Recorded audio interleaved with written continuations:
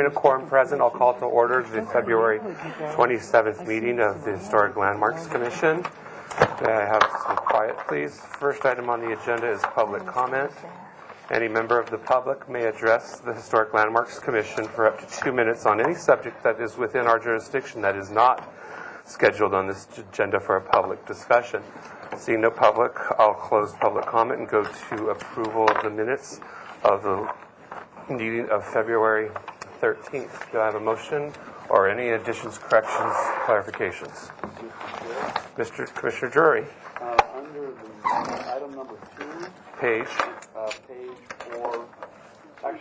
page 5, under the motion.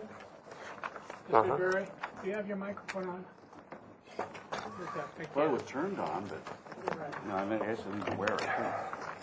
Under the page 5, under the motion, it doesn't reflect the point made by Commissioner Schallenberger about the Mr. incomplete, Schallenberger, will you pay attention, please? incomplete or not provided by city engineers the overlay for the bridge for either us or the city council. I think it should be reflected in the minutes. Mr. Winnick, Commissioner Winnick, do you recall that being part of your motion to provide existing information as an overlay to the West Mason Street Bridge? It was something I thought we said that we wanted, but I don't actually remember if we've made it part of the motion. I don't think it was part of the motion, but it should be reflected in the minutes. Yeah, in my opinion. I think that would be. Yeah, I think it was a comment that was very important. Well, then it really should become part of the motion. Okay. I know, but Mr. I'm Winnick. not sure that we did make it part of the motion, but go ahead. Yeah. Well, I Commissioner just Schallenberg. the comment was mine, so I was just expressing some frustration that we were at this point and had gotten all the way through this point, And we're going to address that in a minute. without ever seeing the overlay, and then but specifically, Mr. Black asked if we wanted to see that in forthcoming. I think they're up for final next. You're right. And I said, well, what's the point at this point? So I guess it could be part of comments, but it was not part of the motion. Mr. Chair. Yes, Mr. Lamont. Yes, I wanted also to clarify a statement that was made as part of those comments about insinuating that the city was going behind the commission's back by taking this to city council. I didn't comment at the time, but I think it's important to stress that the process is such that this commission offers comments to city council on your decisions. And at that point, there was comments provided by this commission as well as another committee to council. Those minutes were presented to city council, so they were quite aware of your concerns about the configuration of Kimberly and the width of the street, the bridge. And it was taken into consideration. And I know this commission is disappointed sometimes if the council goes in another direction, that there were other pertaining factors associated with this design. And I believe we do our best to notify you of these council hearings. If that wasn't done in advance, because it took a while to get to council, I apologize for that, but we in the future will be announcing if there are decisions that are going to city council. Thank you, Mr. Lamont. Mr. Chair. Can I wrap up the minutes first, or is it pertain to the minutes? No, I have Okay. a comment. Mr. Winnick, as the maker of the motion, what do you want to do with the overlay? Leave it out? I'd like to leave it out. As Commissioner Schallenberg said, it wasn't part of the motion. Okay. So But I mean, I think it's fine if it was reflected in the minutes. as a there's request. no place for those other than, well, why don't you just go ahead and put it under Commissioner Arias requested the criteria for stop sign traffic warrants be provided. How's that? Okay. Mr. Drury, any other? No, that's it. Thank Because you. I'm okay with it. Yeah, because Commissioner Uriz or request something else. Yeah, exactly. Any other additions, corrections, or clarifications on the minutes? Does somebody want to make a motion? So moved. A motion by Boucher, Second. second by Drury. All in favor? Aye. Opposed? Abstain? Abstain. Lavoy abstain? Commissioner Rios. I would like to comment that I requested the criteria for all warrants. It's been 2 weeks and I have not received anything. I would again request the criteria for the stop sign traffic warrants be provided. Okay, thank you. Next item on the agenda is the consent calendar. Mr. Lamone. Chair, Commissioners, the items reviewed today are item A, 1900 Las Wind Road, the El Canto Hotel. I had a review after final. That was for final approval as submitted. Item 2, or B, 715 Santa Barbara Street was final approval as submitted for review after final. Item C, 416 State Street was project design approval and final approval as submitted. Item D was 1117 State Street. That was final approval with notes as provided on plans. And item E was 128 East Canyon Perdido Street. That was continued 2 weeks for additional elevation information. Item F was 1624 Garden Street. That received project design approval and final approval with conditions with respect to the location of this electrical equipment. And item G was 15 West Correa Street.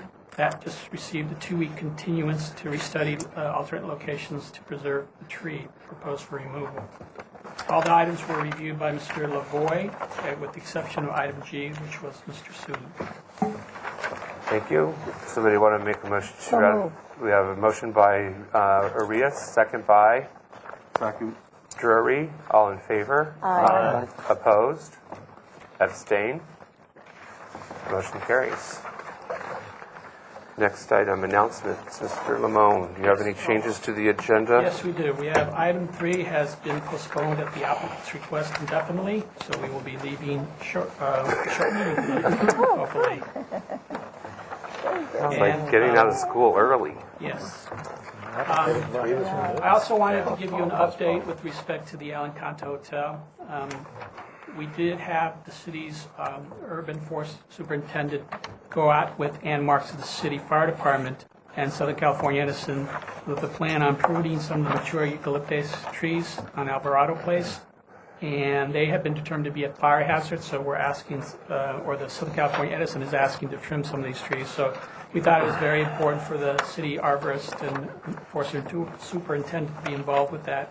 And he's provided a pruning plan, so hopefully that'll go as planned. Right. We do have also a request still pending before the El Encanto folks to come back with a proposal to either replace some of the fallen eucalyptus trees or propose some other type of mitigation. And we're hoping to get in the next agenda before they open sometime soon. And I think they're planning March, April.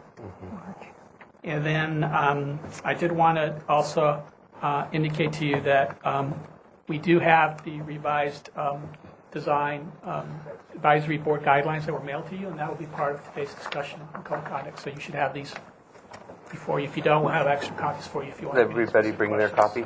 Yeah. No? And My then- desk at home. Can we get 2 need one. copies? Okay, we'll get you Please. that. Ms. Fernandez also has a couple of announcements. This is a reminder that the El Encanto designation hearing as a historic district will be on the 13th at our next meeting, March 13th. And also a follow-up on February 6th, the survey subcommittee, we met. Commissioner Murray and Commissioner Arias were in attendance, and we had discussed follow-up meeting on March 6th. Did we want to follow up that? Well, I'm fine. I was just about to write it down. Okay, at 10 o'clock? Is that a day when we have a regular meeting? No. I really prefer it when we do. We can continue. But We can continue it 13. for the that's 13th. okay. I mean, I can I do can- it, but That also works for me better because that way I have one free trip. day for work. But Okay. If it's All right, that if sounds it's good. We'll gets postpone crowded, it. you let me know. Postpone it to when? The 13th, before the meeting. okay, that would be good. Okay, Does that conclude announcements for you, staff? it does. I have a question for staff. What happens when the Postal Service discontinues Saturday delivery?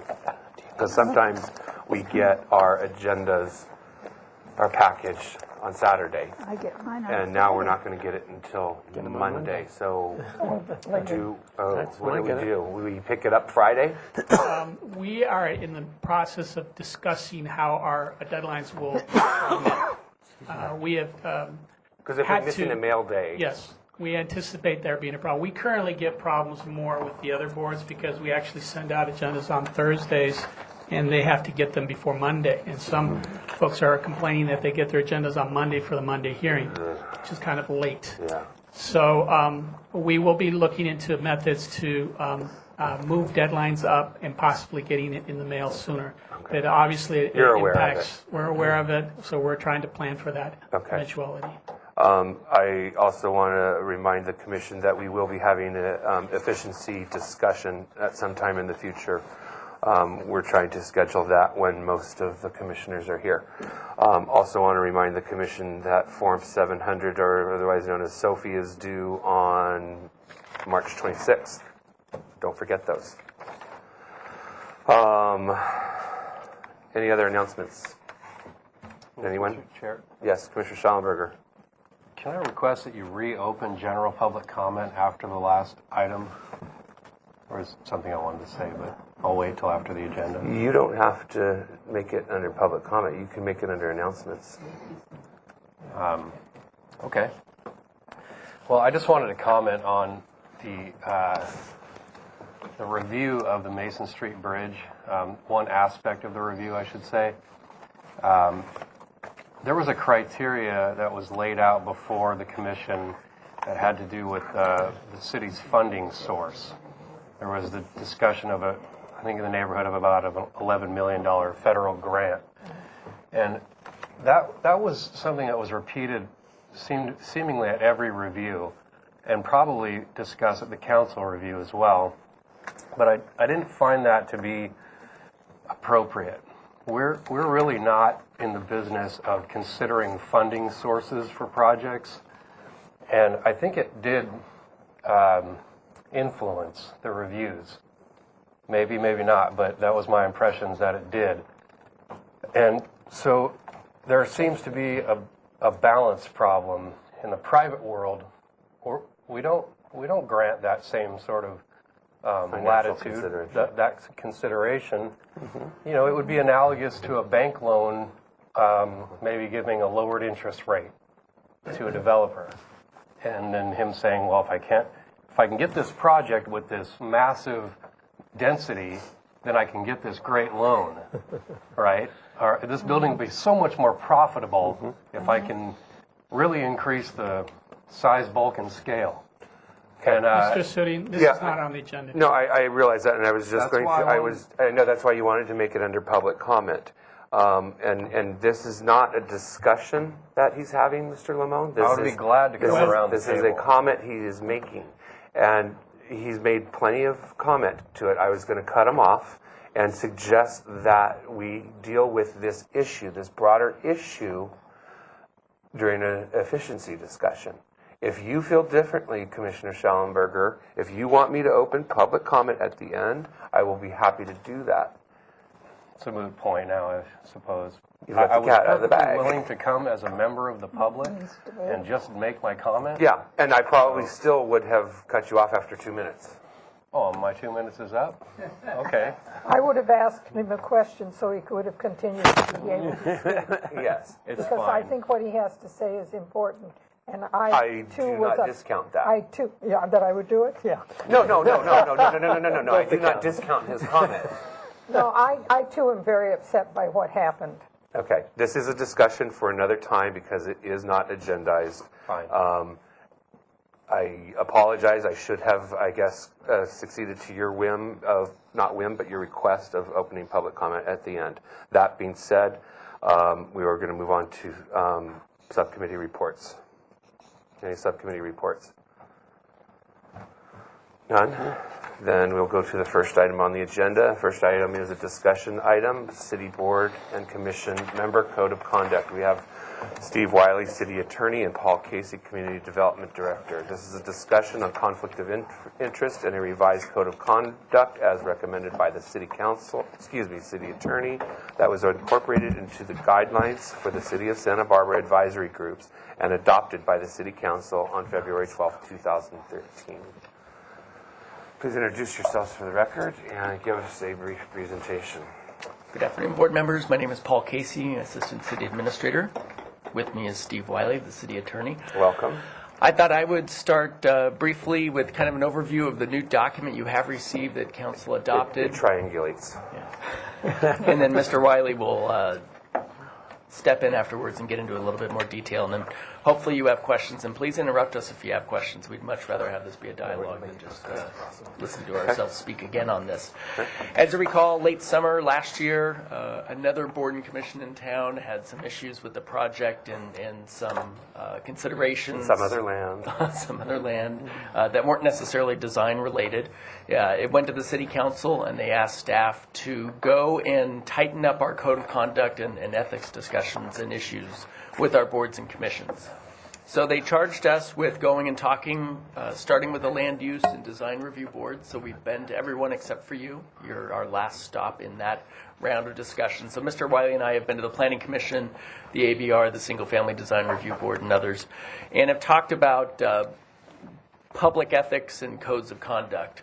We then returned to the City Council with the revised advisory group guidelines that included a new section towards the back on the Code of Conduct starting on page 15. And I know you probably just have received these, so you may not have had a chance to look through it. But you should, and we'll talk about it some more today as well. You must look through it. Yes, well, we can go through it exactly in quite detail if you want. As you know, the commissioners must look through it. Commissioners must go through it, and one of the things council asks is that even existing commissioners sign that they have read this and looked at it, and so that is a requirement. You mentioned your Form 700, which is due. That's good. Appreciate the announcement and the reminder to your boards. There's also something called the AB 1234 ethics training. It used to be required if you received a stipend from the city. And so that used to apply to us when we had stipends, and as you're aware, we don't. The council wanted to broaden that to include boards and commissions that could have potential conflicts of interest rather than whether they have stipends or not. And so you can see on page 17 the list of boards and commissions that are required to do this online training. We're probably going to try to do a live training with Mr. Wiley and our city clerk for the first time, so it can be a little more engaging and interactive, but then the periodic training afterwards can be done online individually by commissioners. And so that's a change that's occurred. And then I'd say the more substantive change and update begins on page 22, and that's with a pretty detailed code of conduct discussion that talks about a number of the things that kind of came up last summer, and that is, when is it appropriate to step down? What are kind of the parameters for when you step down and when don't you? When should you abstain on an item, and kind of what are the good points to do that and when not to do that? Attendance issues, and then I'm sure we'll have some discussion about the sole proprietor exemptions on being able to present to your own board or commission that you may serve on as well. I think one of the overarching themes is that we wanted to express to you, and that council wanted us to express to you, is that we appreciate your service and your volunteerism. It makes Santa Barbara great, and we want you to continue to do so. But we also want you to participate in the debate and the discussion on the board or commission that you're on. That generally we're not looking for people to abstain for political reasons or for personal reasons based upon an applicant. You're on a design review board, as an example. We hope that you're able to come into this room and review an application based upon the merits of the proposal that's in front of you, and not based upon the merits or non-merits of the applicant that's in front of you. And I think you all get that for the most part, but I think it's good just to kind of take a step back and remind ourselves that that is what we signed up to do. And council's point is, if you don't feel you can be objective, then maybe volunteering on a design review board isn't the appropriate place for you to be. And I think we get that as well. So at this point, maybe I'll turn it over to Mr. Wiley. I think he has some additional handouts that he was maybe going to think about doing, and we can also get a little bit more detail on some of the code of conduct. Thanks, Paul. Yes, I do. And just to follow up on the last thing that Paul said, we started with the presentations to the design review boards, the city design review boards, primarily because that's where the real tough issues are, if you will. That's where the gray areas are. These rules, in a sense, they apply to the Library Commission and to the Neighborhood Advisory Council, but those other commissions, non-design review commissions, really don't tend to deal with some pretty substantive issues like the design of a project, an applicant's project. In some cases, we're talking about single-family homes where that's someone's major asset, and it's tremendously important to them that regardless, if you're in front of a design review board, you've spent some pretty serious money getting there. That's why they're pretty serious issues. But as I say, a related thing is Santa Barbara, I think, was probably one of the first cities to get into design review, and we're big believers of it. We're very thankful that you're volunteering and doing this for the city, for the community. But you're professionals. A lot of you are professionals, design professionals. You have your own businesses and clients, and how do I balance these at times conflicting concerns? For example, let's take a Creeks commissioner who's sitting on that side of the table as a Creeks commissioner.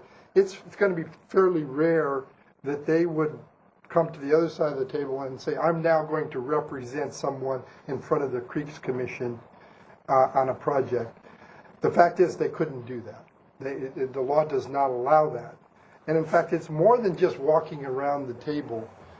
It's dealing with staff. You could not deal with the staff of your own commission. Jaime and all the other staff to this commission are your own staff. But you can deal with staff that's not directly related to the commission. Right. And For again, instance, public works. Yeah, or and something. just to finish you can't deal with your own staff about a private client that's going to be before your own board. Understood. And go ahead. I mean, there are certain informational questions one has to ask, particularly if it's a landmark house, that I have to ask Nicole or Susan, or and at times Jaime. That it's a new question, informational, so I know how to best proceed in an intelligent way, which I do in any city on any project.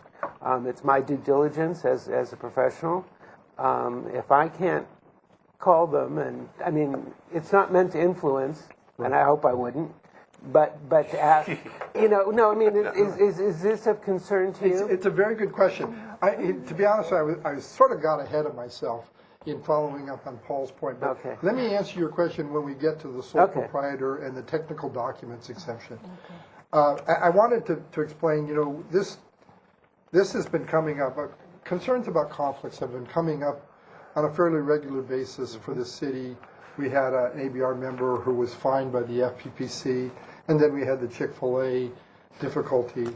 And as we talked that through with the city council, they wanted us to again have this dialogue, particularly with the design review boards, about the subject of public ethics. And I have a handout here from a group called the Institute for Local Government, and their primary goal is to go ahead and pass those out. Their primary goal is to deal with the question of public ethics.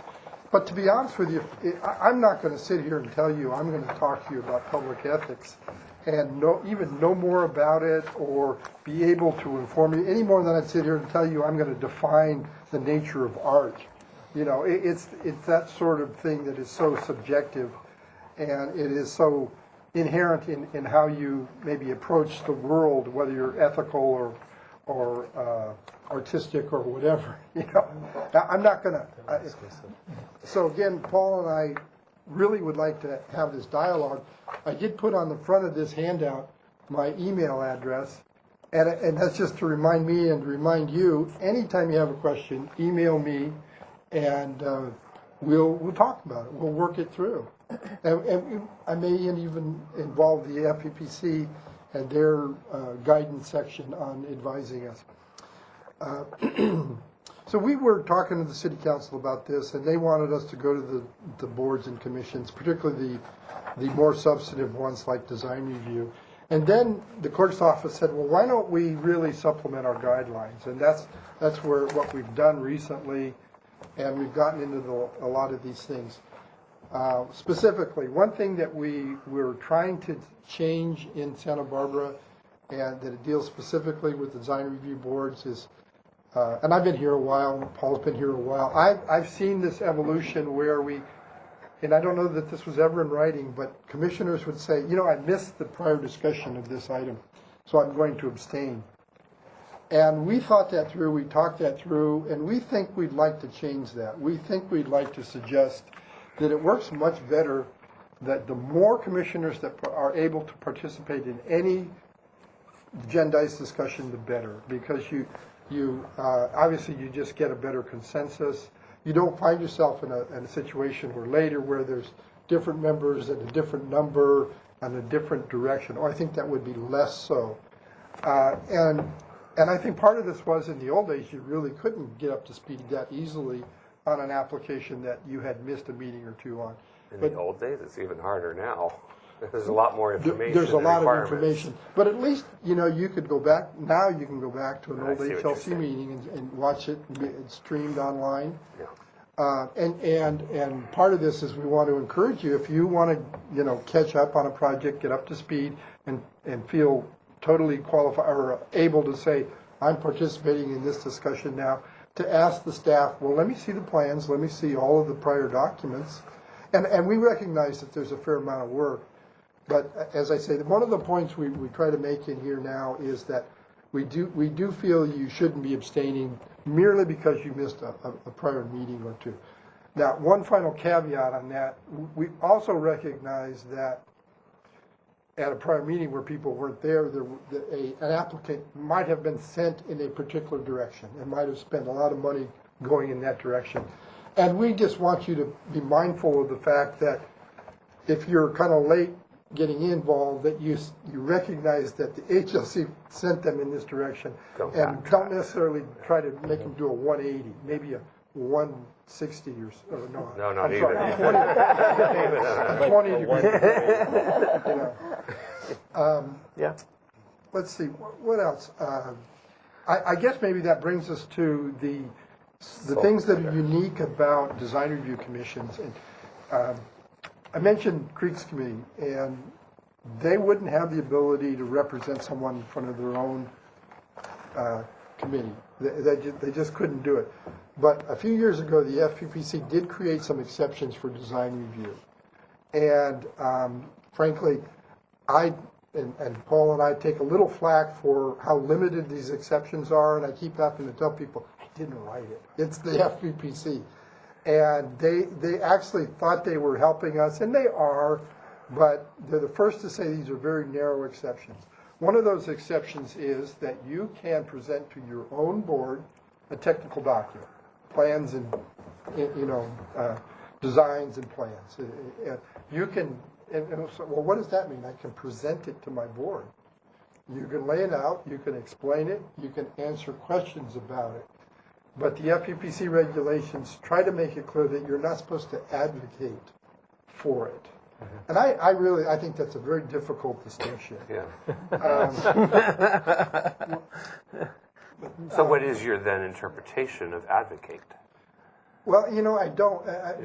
Clearly, and this applies to the Planning Commission, and I think of them because you're someone who is representing a client in front of the Planning Commission. Let's say a planning commissioner under this exception can present documents to the Planning Commission, but they can't start really doing lobbying as an saying you need to approve this project for the following reasons.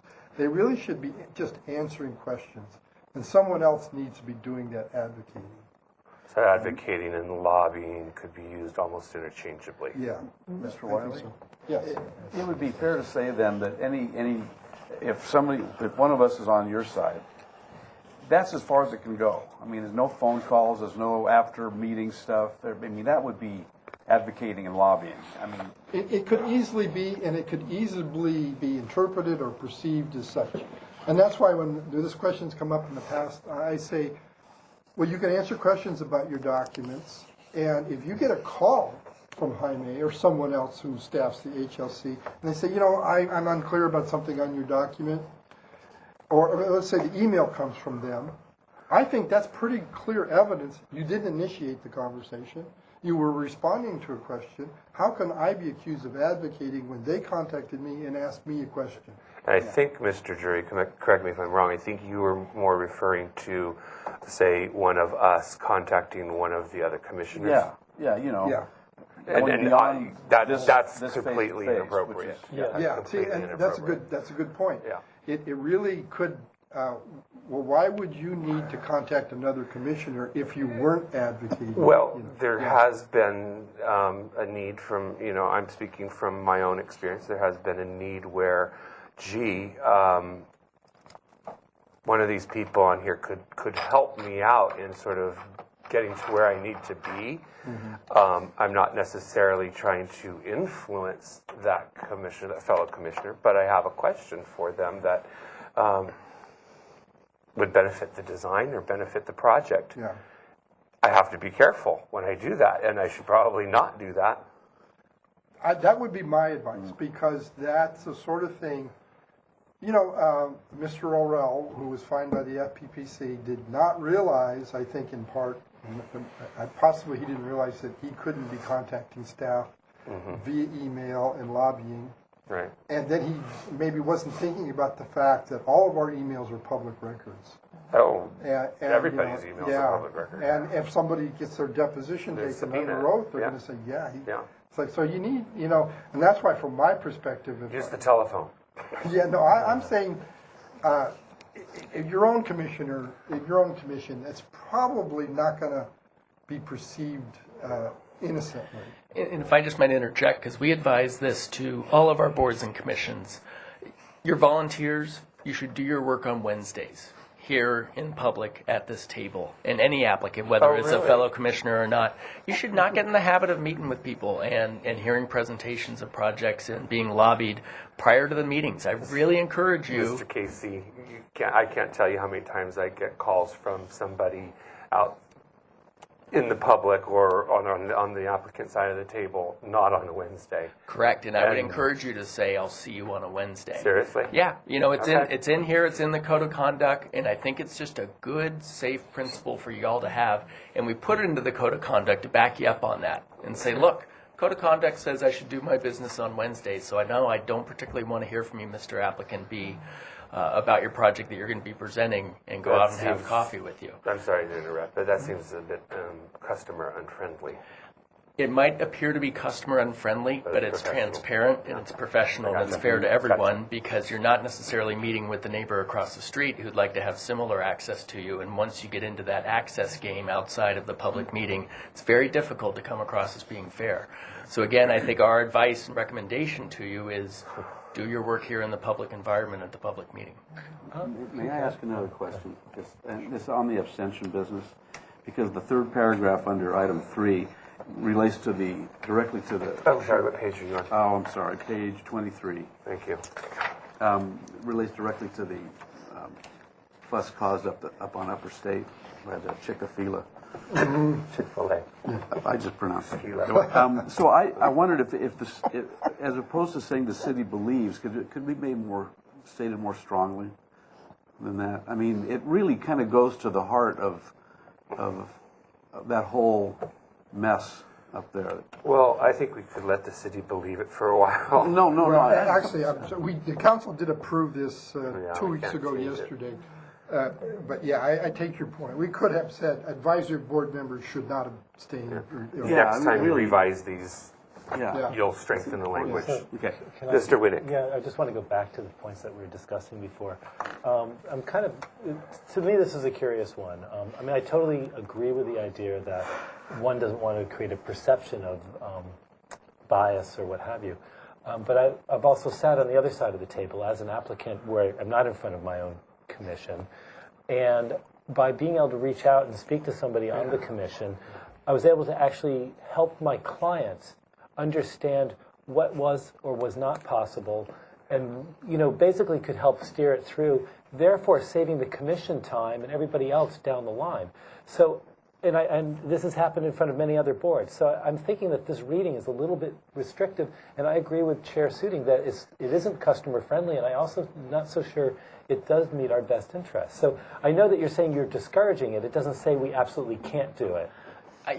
My reaction to that is be very careful. In your instance, with your client on your project, it may have been an innocent, straightforward issue and turned out just fine. There will be other circumstances when a project is more controversial and has more neighborhood concern, anxiety, and it looks like a backroom deal was made.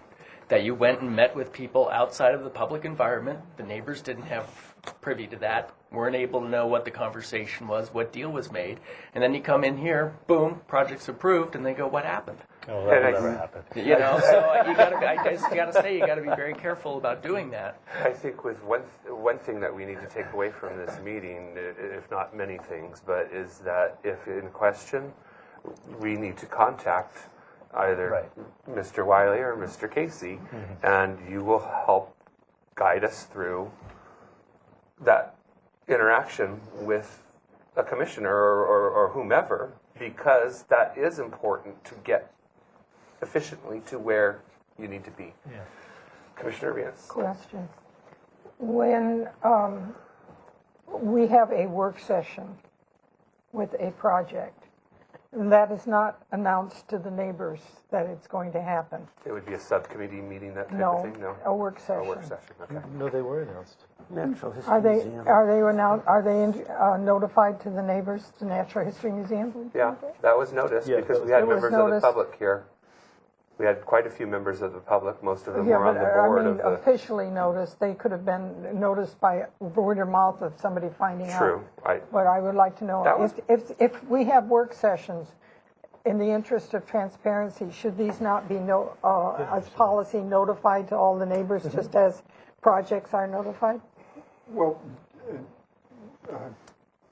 Judy, what you're raising is a question of, this meeting is a Brown Act meeting, and its notice was posted out here Right, and I know. on City Hall. So in your work sessions, I hope are Brown Act compliant. They were properly noticed, and I believe, although the law doesn't specifically require it, we notice them online. Okay. So they're So they were noticed. they're That was legal my public concern. meetings. The question you're asking is, when do we mail out notices to neighbors within 300 feet? Mail notices And versus... that's a tough question that we've dealt with over the years, and we kind of, I think right now, we're doing it on a, other than land use discretionary permits, we're doing it on a case-by-case basis. We're thinking, so... I just want to make one announcement. We are now at the end of our time, and if the next applicant will please indulge us, because this is very important for the commission to get, so we may be 10 minutes late, and I apologize for that. I believe Commissioner Murray had a question. And I'll wait till you go to the sole proprietor. Yeah. Well, I think That was actually Well, where I just that's want... where I want to be too. There is, in addition to the technical documents Thank you for moving exception, along. which again only applies to a design professional, an architect, or an engineer, there's also an exception for architects and engineers called the sole proprietor that allows them to do a little bit more than the technical documents exception. And a sole proprietor, just to be clear, is somebody who just works by themselves. Now, they may have clerical staff. They may have employees. Or a consultant, or... Yeah, but yeah, you hire someone on a case-by-case basis. You're still a sole proprietor. But if you've got partners and co-owners, or if you have design employees that are working under you, you're not a sole proprietor. But a sole proprietor can actually present for a client before their own board. Now, the thing that we've done that we think is a good idea is we're going to ask the chair of design review committees to read basically the FPPC guideline that allows the sole proprietor. And I have a very strong suggestion of that, and please indulge me. It's a lot of information to read, and I know that you did not want to paraphrase things from the FPPC. Is there a way, by method of reading this into the record by reference? So, in other words, the chair would say, the next applicant happens to be on the commission, he is exempted from such and such, that's posted at the back of the room for more information, rather than read this whole thing, which people are going to be like, well, it's a lot of information. Just attach it to the agenda. Well, attach it to the agenda, but by reference. We actually had this discussion. Mr. Casey suggested what you're suggesting, and I'm open to that, but I actually kind of defer. Let me ask, how often do you think this comes up? Not very often. It comes up actually quite often. Actually, Well, it once a comes meeting, up. at Yeah. least. It's Once a meeting, at least. No, Probably not that frequently. no, Not that frequently. The no. last 3 meetings it seemed to happen. Right. It doesn't That happen happened. always once a meeting. Did- Well, no, chair Yeah. suiting yourself and once. Yeah, I mean, in the last 6 months, it's happened maybe 4, 5 times. Maybe. Well, at least. maybe Yeah. more. Okay. Yeah, but so, okay. It sounded happens. like it's more often than I thought it might be. And I will work with, that would be a shorter statement that'll refer to this, and that this will be attached to the agenda, but wouldn't And necessarily. posted at the back of the room, Right, whatever, nec- yeah. Posted like necessarily. project compatibility stuff we Yeah, have on the posted up wall, there. which we refer to You have without plenty of reading space the on whole these thing. walls. Yeah. Right of the There's more TV. space. I will work on that. I think that may be a good idea. Yeah, I think Yeah, it's fine. and even if it doesn't happen at that meeting and somebody's here, the public is here, and they have a chance to read it, it's like, oh, okay. And then you don't get the situation where somebody wasn't informed and then they make public comment and, And we had that happen. well, yeah. At one of the meetings, one gentleman did state, I mean, he seemed satisfied at the end, but he did make that He statement. did. And And that- had he that's- read this, it might have preempted it. Exactly, Yeah. and we think that's why some public acknowledgement about what is occurring is helpful for members of the public who It aren't makes it familiar with very it. Okay. upfront. I'm, yeah. I'm sorry to have interrupted you. I think, have you said what you need to say? Because I believe the commissioners have some I questions. think so. I just wanted to get back to this, not meeting with applicants or even maybe concerned neighbors outside of meetings. Just to be clear, I think this is clear. But we're not saying this is a legal requirement. We're not saying you have to do it this way. What we did kick this around and the staff that works with the design committees, stuff, they said to us, most of the commissioners would be glad to hear that advice because it can be extremely time consuming. And I could also see it snowballing. If it really starts, that people would be saying, oh, I want to, schedule something at your office and meet with you, neighbors, applicants. And so we do want to discourage it. Right. This issue comes up with city council members. They call me on a regular basis and say, should I meet with these neighbors who are concerned about this appeal, or should I meet with this appellant and their attorney? The Brown Act is real clear. Elected officials have a right to do that. In fact, there's almost an expectation that you have a right to meet with your elected officials. But yet the perception is still there, and I see it at council meetings. Council members get accused of deciding things in behind closed doors because of those meetings. And I routinely tell the council members, and I don't have to deal with 7 of them, you must sit there with your arms folded and listen. And just say, thank you for that information. I will take it into consideration, but I'm not making any decisions until the public hearing. And if you were to meet with applicants and neighbors and stuff, I'd tell you the same thing. You have to sit there and make it clear that you're only going to listen. You're not going to, even, questions that you might ask show where you're leaning. And it implies that things are getting decided behind closed doors. And we don't want that perception. Okay. Everybody Thanks for the practice crossing their Yeah. arms. I'm going to work on my poker face. Yeah, exactly. Commissioner Schallenberger, please. Item 4 on page 23 on the failure to vote. It seems that being encouraged to vote almost always. Correct. And the exception being a conflict of interest that has sort of a specific definition previously. But what it says here, Board or Commission member who abstains from voting in effect consents that the majority of the quorum may decide the question voted upon. Well, that's exactly right. Sometimes I want that to happen if I don't feel educated enough, perhaps, on a certain topic. An example might be a landscape architecture question. I'm not a landscape architect, I would defer. So my vote sometimes, that's just a broad generalization, but sometimes I do feel like I'm not qualified to vote. So if I'm being encouraged to vote on something that I don't know anything about. Well, I don't think your vote signifies that you are implying you're let's say, a landscape architect expert and you were buying into that. Just you've got those people on this board to do that. I think it's a board thing. What we're trying to say here Mr. Wiley, say that again, actually, what you first said. The vote does not imply that you are an expert at what you're reviewing. Isn't that what you just said? Right, yes. Okay. Unless you are a landscape architect. Of course, of course. But Well, I suppose you can defer by consenting and then voting with the expert.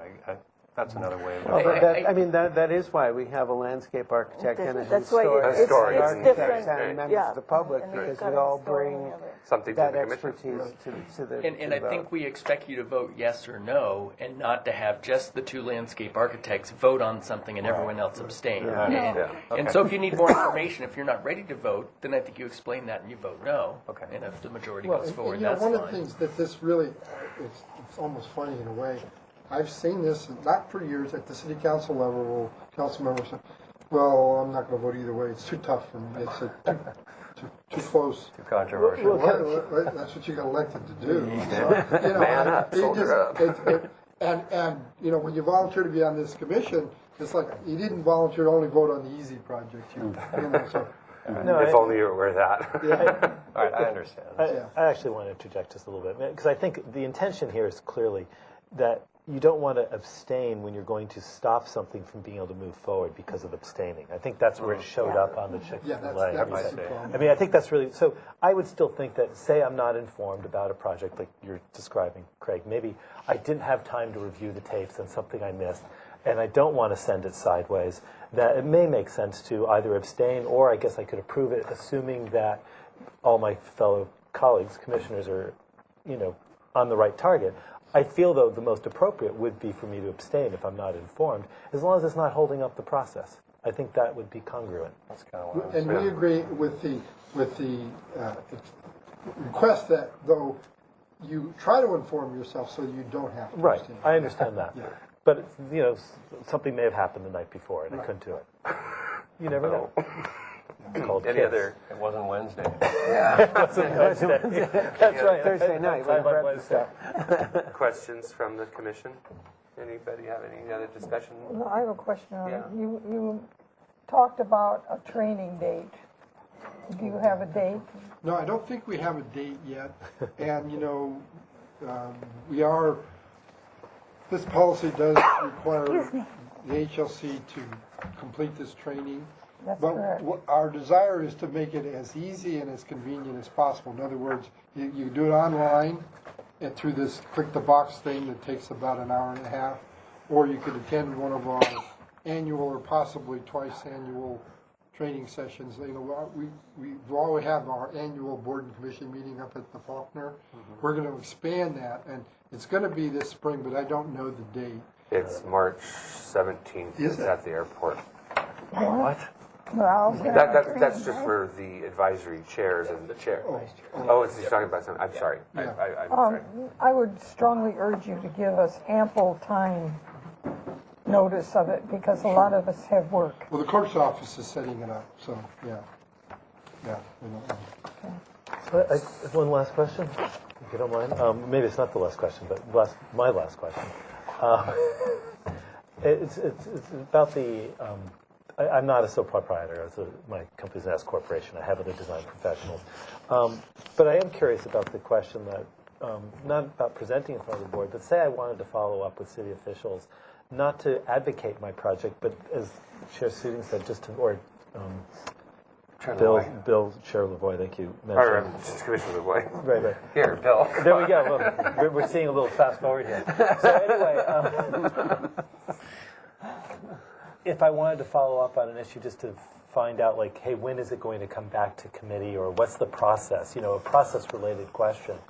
Because I'm not a sole proprietor, am I absolutely out of the question for being able to make that phone call and that my staff would have to? Well, for an innocent question like that, I don't see a problem. But that's the beauty of email, if you will. You can, send an email, and it's clear what you asked, and it's clear what the response was, and so you can't get accused of, abusing the process. Okay, so I could still email as long as it's an appropriate question. Yeah. Okay, thank you. Okay. No, that makes sense. So That's easy. that was always my question. Yes. Good. Okay. Well, I thank you for coming, and I again want to reiterate to the commissioners that if you are in question, if in doubt, ask either Mr. Wiley or Mr. Casey. Great. Thank you very both. much. You're really It's a clear. very easily understood document. Thank you. Thank you. Again, I'm going to ask indulgence as the next applicant. Give me 3 minutes. We'll start. That's impressive. Yeah, thanks for making it painless. Hard time. We do these things drive me nuts. have to go into the university. Oh, yeah. I was going to ask, of course, did the city council also have to do this? I have no problem with talking to the staff. Yeah, well, that's a whole other whole world.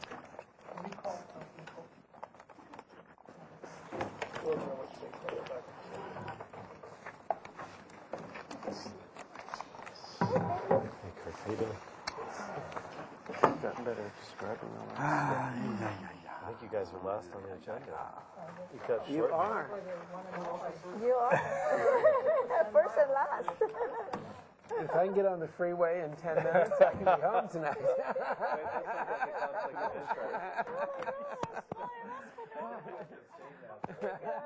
Yeah, bye.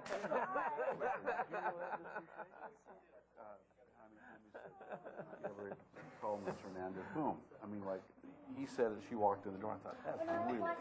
I see.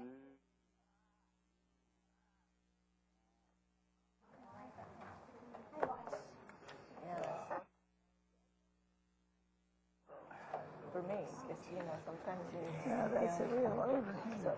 so I can't. I just wait till they call me. Besides now, I just. Well, I think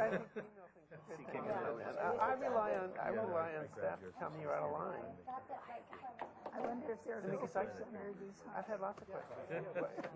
How do we do this? I would hope What are you going to be requiring of me? Looks nice and cozy. Yeah. They'd be asking whether it's on the commission or not. And then there's that perception out there that we know. I thought I do it, Your son has been sick? No, I. That's just Who's that, vile your son? stuff.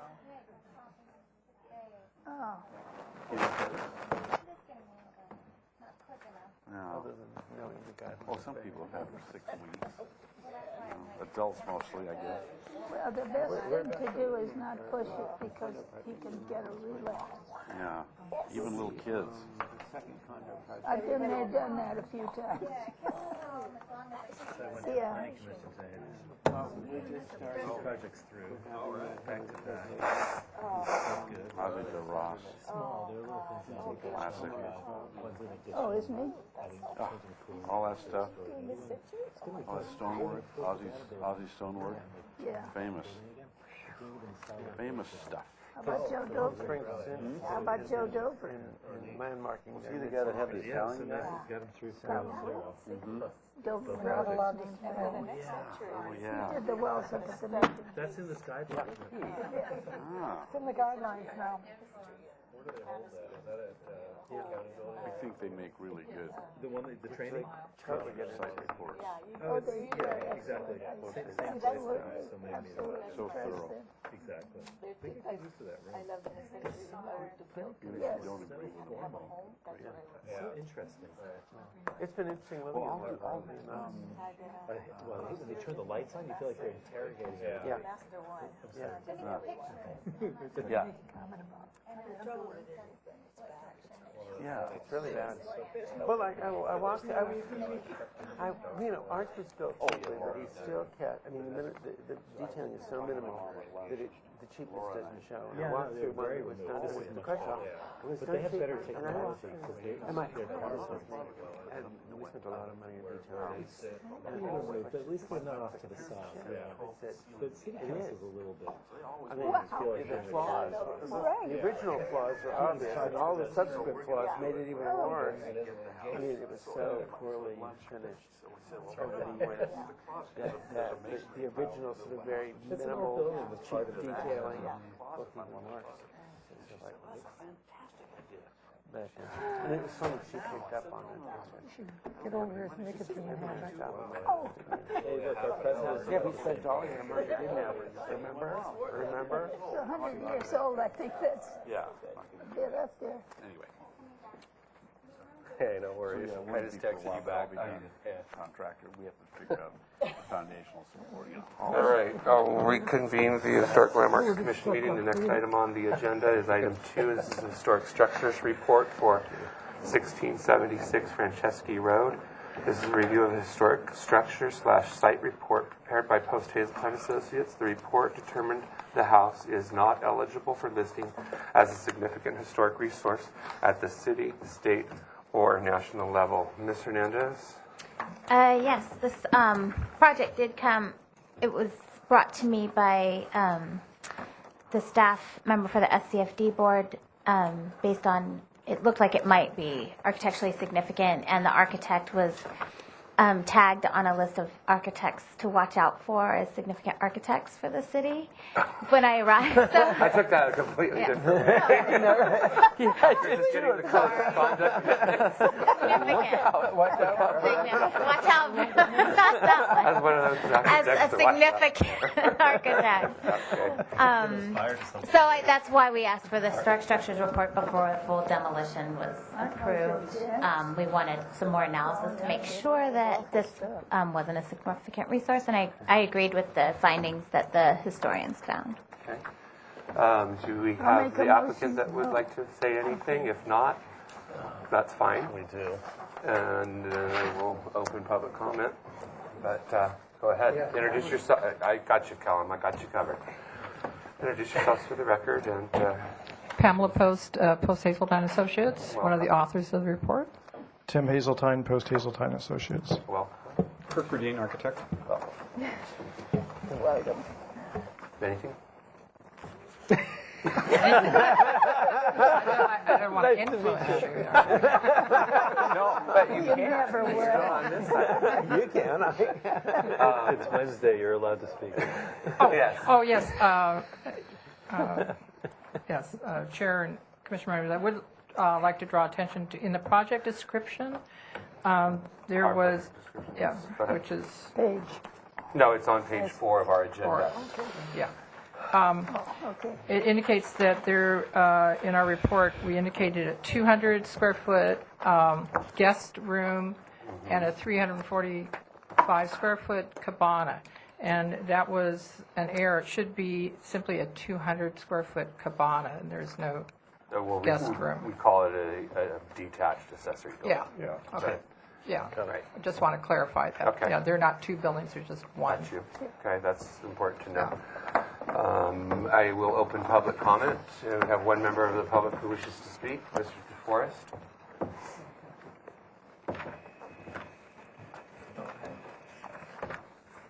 Hope maybe, I'm Kellum DeForest, I hope maybe there will be be able to look at the historic report, which I have not been able to see. I'm sure it's excellent. I'm just wondering who was or why did people think that this house might be historic? Because And who was the architect and landscape architect? Thank you. Thank you, Mr. DeForest. I'll close public comment and bring it to the commission for questions. Mr. Chair. Oh, we have Mr. Lavoy. Commissioner Arias? Oh, no, Mr. Lavoy wanted to say something. Commissioner Lavoy? Yeah, I have a question for repair. I think a word is missing on page 7. In the second paragraph, in the middle of the paragraph, there's the word Lincoln. Is that the second full paragraph? Second full paragraph, Thank you. about in the middle. Okay. The Lincoln shingles? Yes, shouldn't it be Lincoln red or Lincoln clay?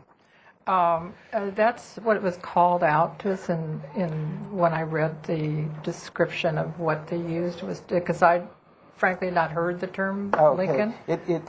Gladding McBean uses red clay from Lincoln, California, and it's called Lincoln red or Lincoln clay. It's a particular color red clay. Oh, right. Thank So- you. Thank you. Clay should be added Clay. after the Lincoln. Thank you. And I had a question. Yes, Go go ahead. ahead. It's Commissioner Arias. I have a couple of questions.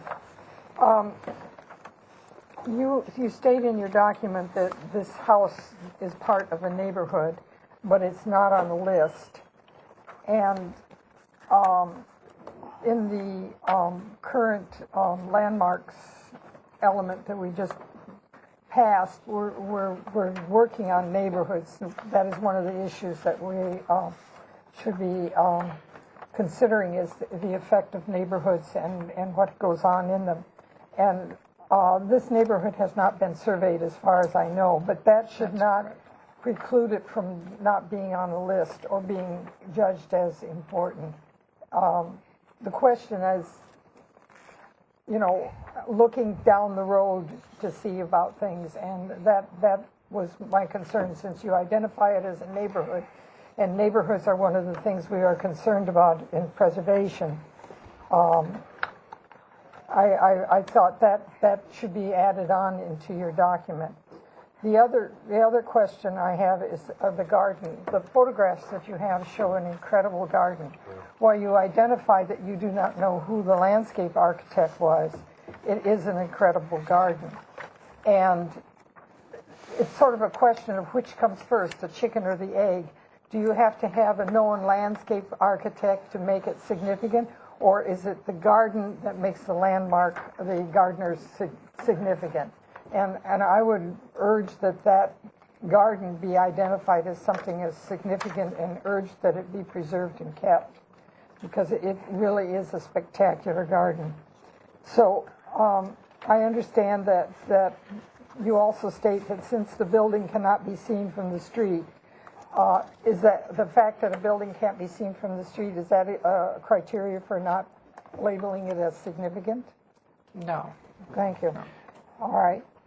May I respond to the question about why the garden, what qualities it would have to be landmarkable, even if we didn't know who the designer was? The photographs are fantastic. It is a beautiful garden, and we don't dispute that, but we did extensive research and could not identify it as the work of a specific landscape designer or architect. And we're not quite sure how much of it actually dates back to the construction of the house, with the exception of the stonework, which we called out in the report. Yeah. And we're clear that obviously the larger trees were probably planted about that time the house was built, if not previous, as we mentioned, as there was a previous house on the property that was demolished to build this one. But the smaller plantings, we can't document that they were there, and it's beautiful, but in order to be eligible, if the garden landscape we'd have to be able to document was 50 years of age or older, or it was such an extraordinary garden that it would sort of trump the 50-year requirement. And we couldn't identify it as reaching that level of extraordinary significance. And we're fairly clear that some of the elements, the smaller plantings, are more recent. And since we couldn't document that the existing landscape as an assemblage dates back to the construction of the house, we didn't find it eligible. It's sort of a chicken and egg, isn't it? Well, to some extent, but we have to be able to fit it within the criteria. Yeah. Let me ask the architect a question. Do your clients intend to save the garden? Well, the landscape revisions are still being studied and worked on. There's fabulous plantings there that obviously they are going to preserve, specimen items, but it's in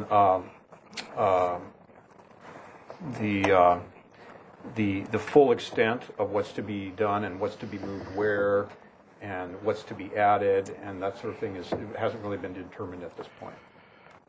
But there are some efforts. They do recognize that it is unique and important. Susan Van Anna is doing the landscape, and definitely. we've walked the property a number of times, and she's commented many times on how many specimens there are. It's almost like an extension of Franceschi Park in the extent that there's some very old, well taken care of specimens. But she's also commented that it's kind of a mishmash, that it's not really very well planned and organized, and the mixture of species in different locations looked like it was haphazard in some areas. It was a trip to the nursery on the weekend. Right. Yeah. With lots of money. Sorry to cut you off. That's right. No. I would also, have a question. just to tail on Commissioner Arias's comment and observation, it's evident to me that the plantings are not of the period that the home was built. I mean, I can pretty much tell. But there are some bones of the garden that that are important, and I would encourage your landscape architect and your client to enhance and preserve those things. What sort of plant style they like is not, I don't think, germane to the designation of this, as the historians have said. The types of plantings obviously seem new. There's some bones there of the landscape that are important. So the comment. Ms. Hernandez has a comment. Okay, so You can finish it. no, I'm finished. I thought. Okay, I had a let's let the commissioners make their comments first. So, I Commissioner had Murray. I guess I could make quick comments and questions next. What I read in the report is I agree with the historians that the house is not significant in the way they argue for it.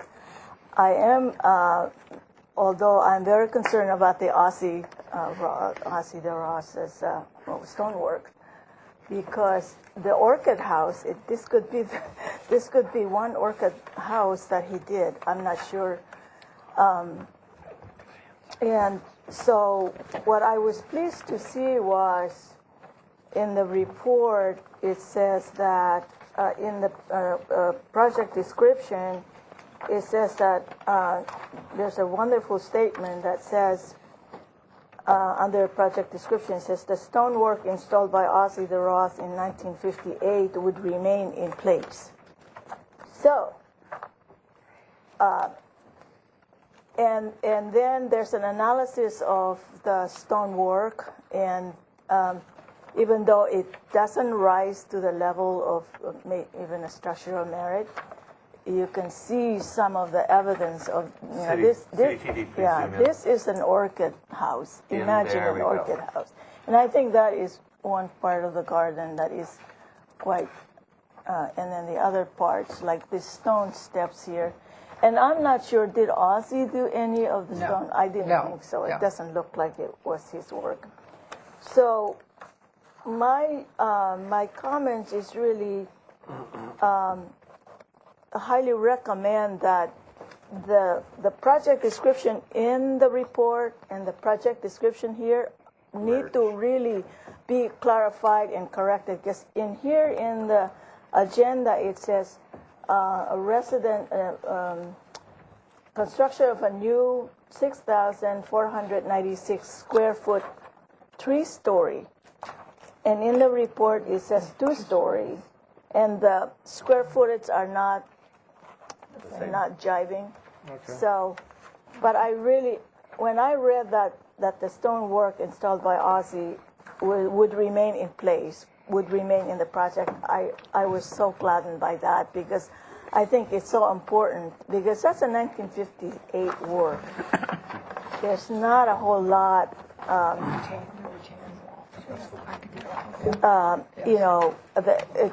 examples of this kind, I think, are becoming rare.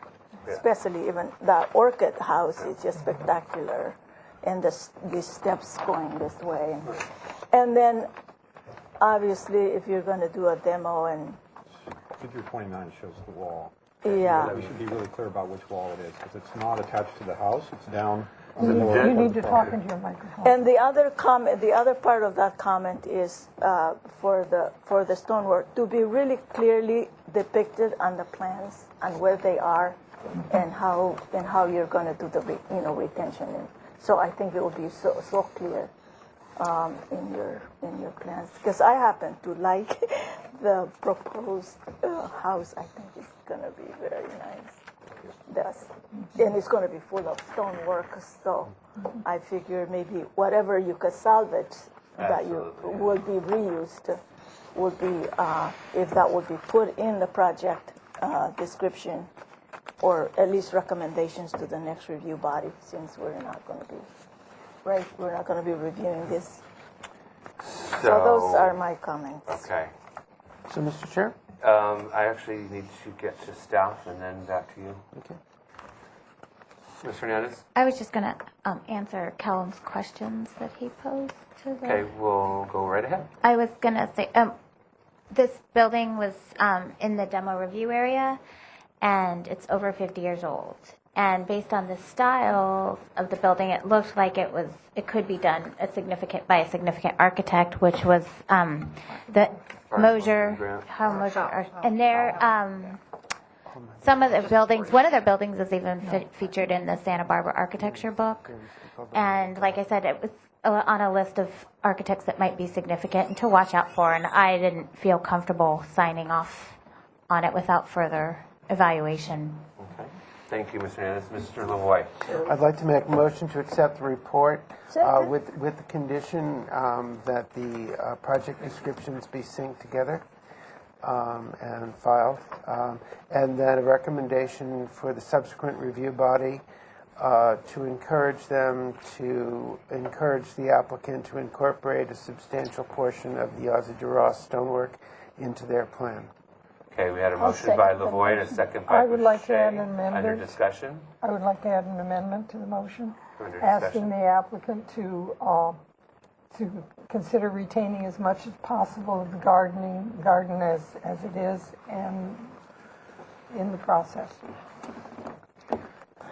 Okay, is the maker of the motion okay with that amendment?